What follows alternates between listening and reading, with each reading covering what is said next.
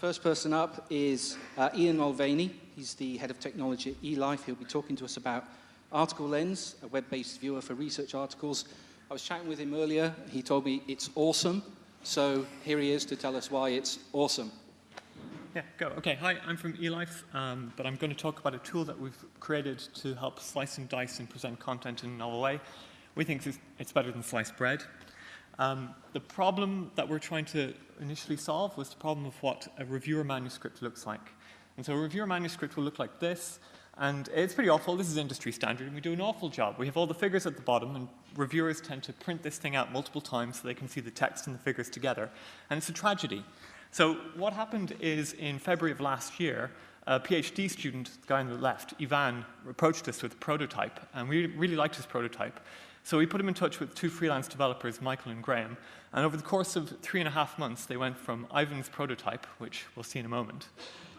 It's an attempt to figure out how you can see both the figures on one side of your browser and the text on the other, and the two sides coordinate with each other. And this prototype is pretty rough and ready, but we could see the promise in it. So we put him in touch with those other developers, and they had a very rapid iteration cycle. Over 14 weeks, we went from this interface to this interface here. This is Lens as you can see it today.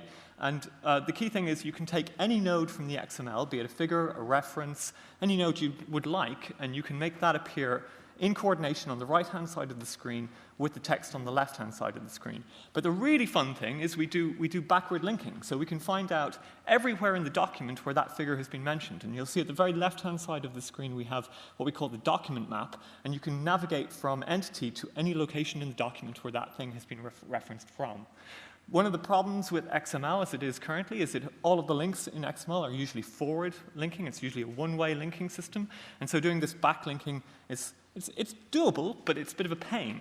So the approach we've taken is we've taken that XML and we've exploded it, turned it into a JSON format, and we've explicitly extracted all of the annotations that we're interested in, and we make a library of annotations in that JSON format. And you can pick any node in the XML that you're interested to do this. It's completely configurable with the JavaScript file that you just add in.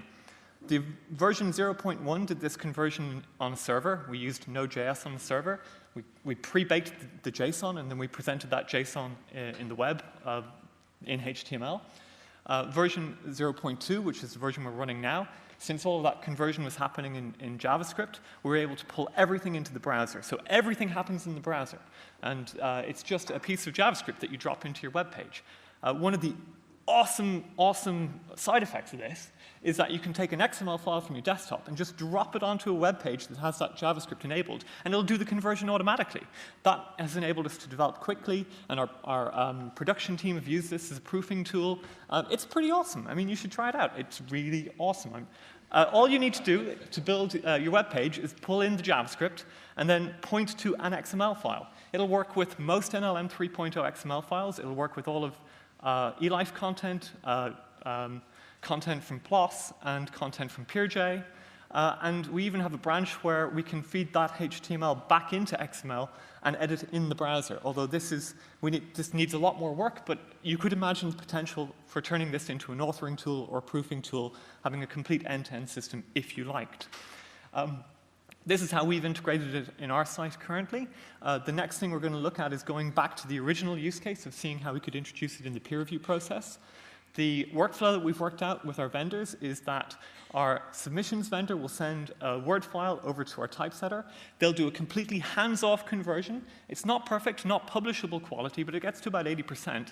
And with that 80% XML plus Lens, you create an awesome reviewing experience. It's good enough. The other thing I would say is we're not the only publisher to have implemented this. Landis Biosciences have implemented it. PeerJ have an implementation. We've had interest from PLOS, from Dove Press, from a project at the University of California, and OUP approached me yesterday saying they thought it was awesome too.